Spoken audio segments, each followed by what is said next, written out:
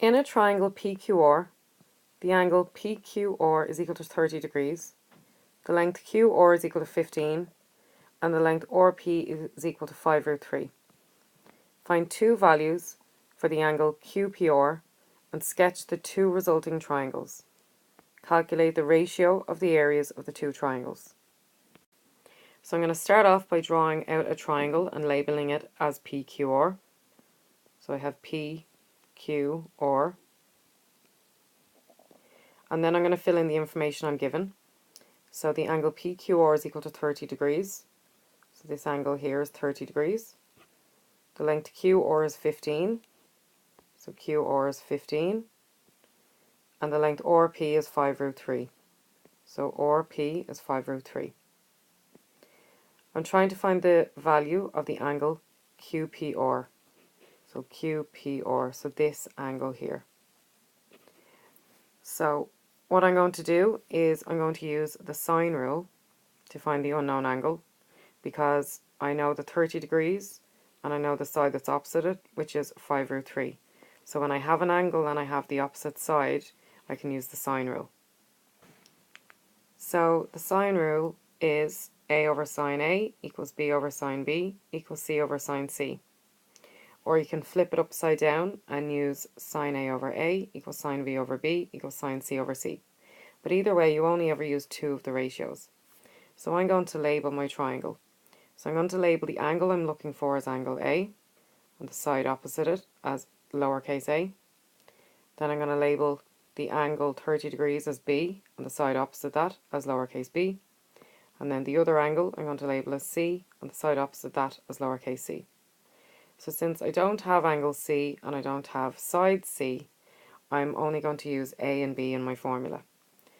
So I have sine A over A equals sine B over B. So since I'm looking for an angle, I'm looking for angle A, I'm going to have the angles on top. But it doesn't actually matter if you keep it the way it is in the formula book with the sides on top, because ultimately you're going to cross multiply and solve. So I have sine A over A equals sine B over B. So I'm going to swap sine A for sine of angle X, or I can call it sine of angle QPR. So I'm going to go with sine of angle QPR, but sine of angle X is fine as well. I'm going to swap lowercase a for 15. So 15 is my denominator. Swap sine B for sine of 30 degrees. And I swap lowercase b for 5√3.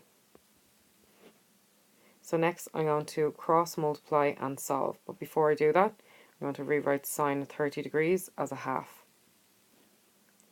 So if I cross multiply, it's going to be 15 multiplied by sine of 30, which is really going to be 15 multiplied by a half and divided by 5√3.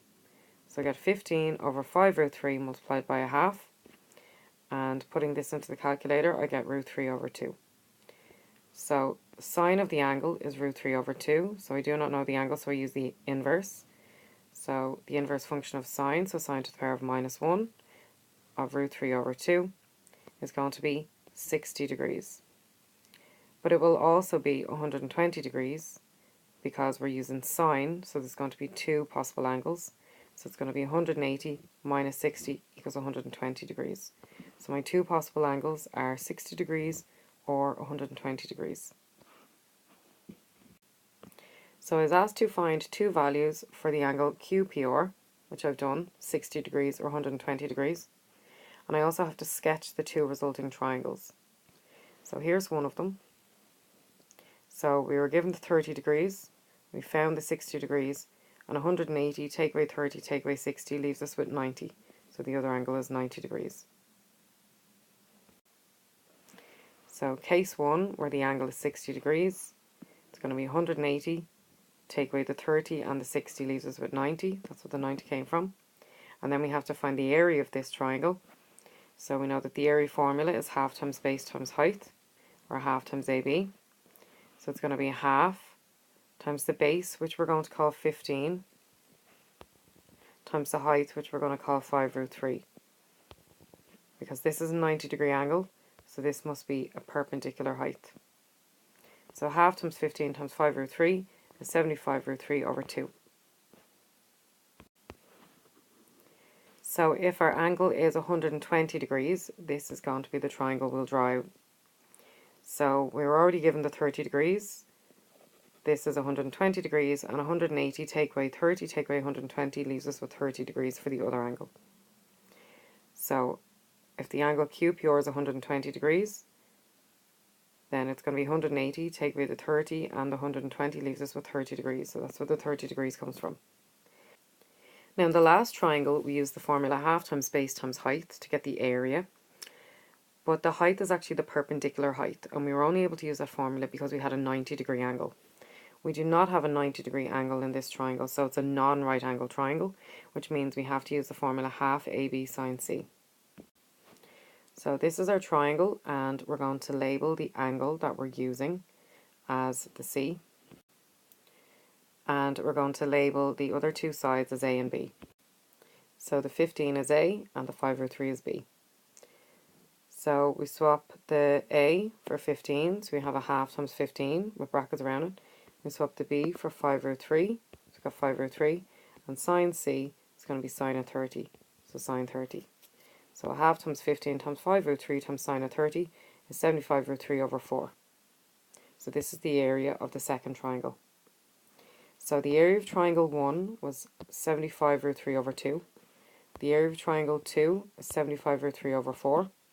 So we want to find the ratio, so we're going to divide the area of triangle 1 by the area of triangle 2.